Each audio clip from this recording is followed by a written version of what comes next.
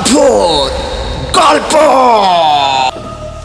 এখানে ঘটনা নয়, অদ্ভুত গল্প শোনানো হয়। Welcome back to my YouTube channel. Thank you so much.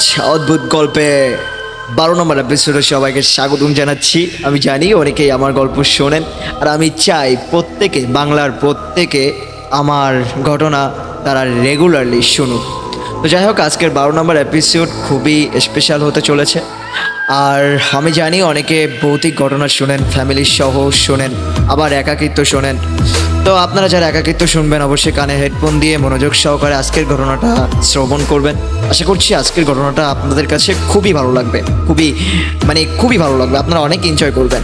তাহলে চলুন আজকের 12 নম্বর এপিসোড বেশি বকবক না করে 12 নম্বর এপিসোড শুরু করা যাক। Let's go. আমি এই ঘটনাটা নিয়েছি ফেসবুকের একটা ফ্রেন্ড থেকে। তো তার নাম হচ্ছে কালাম।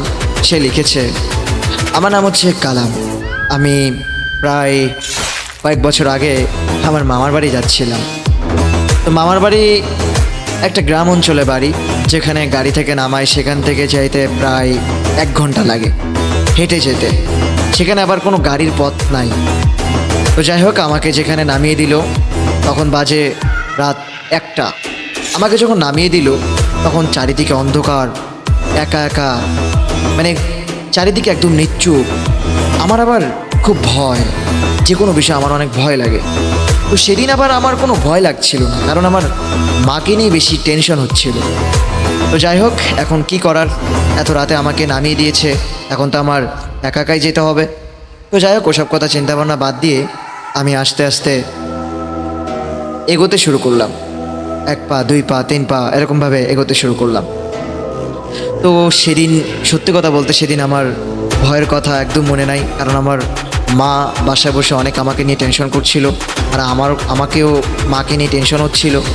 তো তাই এই জন্য আর ভয়ের কথা ওইসব আমার আর মনে নাই। তো যাই হোক, আমি হাঁটতেছি, হাঁটতে হাঁটতে হাঁটতে হাঁটতে হঠাৎ করে আমার না কেমন যেন মনে হচ্ছে আমার পেছনে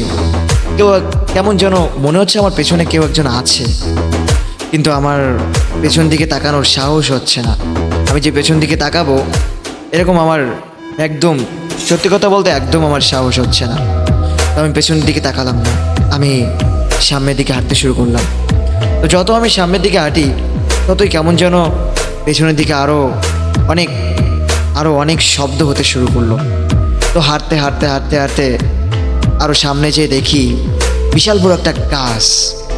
তো আমার না কেমন যেন মনে হচ্ছিল আমি এর আগেও আমি এখানে এসেছিলাম মামার বাড়ি, তবে এর আগে আমি কখনো মামার বাড়ি আসা থেকে শুরু করে আমি কখনো এখানে গাছ দেখতে পাইনি। কিন্তু অদ্ভুত ব্যাপার হচ্ছে, আজকে কেমন যেন এই গাছটা কোথা থেকে আসলো, এই গাছটা তো এখানে ছিল না। তো যাই হোক, বিরাট বড় গাছ। সামনে যেয়ে দেখি ওই গাছে একটা লোক গলায় দড়ি দিয়ে ঝুলে আছে। আর এটা দেখে আমি সত্যি একটা চিল্লানি দিয়ে দৌড়াতে শুরু করলাম। তো দৌড়াতে দিতে দিতে হঠাৎ করে সামনে দেখি একটা মেয়ে। তো আমার অবাক লাগলো যে এই মেয়েটা এখানে কি করছে এত রাতে। তা আমি আবার একটু সাহস পেলাম মেয়েকে দেখে।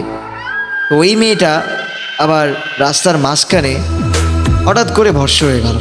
তখন আমি চিৎকার দিলাম।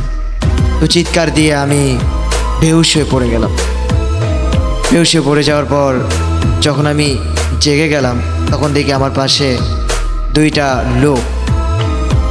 লোক দাড়িওয়ালা, ওই 2টা লোক আমাকে বাসা পর্যন্ত পৌঁছায় দিয়ে আসে।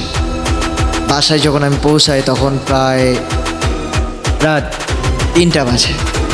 তো বাসায় যখন পৌঁছাই আব্বুর সাথে কিছুক্ষণ গল্প করলাম, তারপর মামার সাথে কিছুক্ষণ গল্প করে তারপর আমি শুতে গেলাম। তো শুতে যাওয়ার পর কিছুক্ষণ পর রাতে কে যেন কোথা থেকে যেন রাতেরও চালের উপর ঢেলা মারার শব্দ আসতেছে। তো সবাই ভয়ে আব্বুর রুমে চলে গেলাম।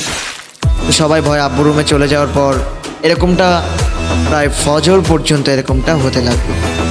তো আমরা সবাই তখন হুজুর ডেকে নিয়ে আসলাম পরের দিন সকালবেলায়। তো ওই হুজুর এসে পুরা ঘরটা বন্ধ করে দিল। তো তারপর থেকে আল্লাহর রহমতে আর কোনো সমস্যা হয় নাই। আল্লাহ আমাদের সমস্যা থেকে মুক্তি দিয়েছিল। তো যাই হোক, আজকের ঘটনাটা এই পর্যন্ত। ওই বন্ধ হওয়ার পর থেকে তারপর আর সেরকম কোনো সমস্যা হয় নাই। তো প্রিয় বন্ধু, আজকের অদ্ভুত গল্পের 12 নম্বর এপিসোড এই পর্যন্তই ছিল। অবশ্যই কমেন্টে বলবা, আর যারা এরকম ধরনের ঘটনা প্রায় শুনতে চাও, তোমাদের জন্য প্রত্যেক দিন রাত 9টা থেকে 10টা এই টাইমে অবশ্যই প্রত্যেক দিন এই চ্যানেলে অদ্ভুত গল্পে তোমরা নিত্য নতুন ঘটনা পেয়ে যাবে। তো এরকম ঘটনা শুনতে অবশ্যই চ্যানেলটা সাবস্ক্রাইব করবা, আর পাশে থাকা বেল বাটন চেপে দিবা, যাতে ঘটনা সারার সাথে সাথে তুমি পেয়ে যাও। তো আজকে এখানে বিদায় নিচ্ছি। ভালো থাকবে সবাই, সবাই আমার জন্য দোয়া করবা, আর আশা করছি তোমরা আমার ঘটনা প্রত্যেক দিন রেগুলারলি শুনবা। তখনই বিদায় নিচ্ছি। Bye bye.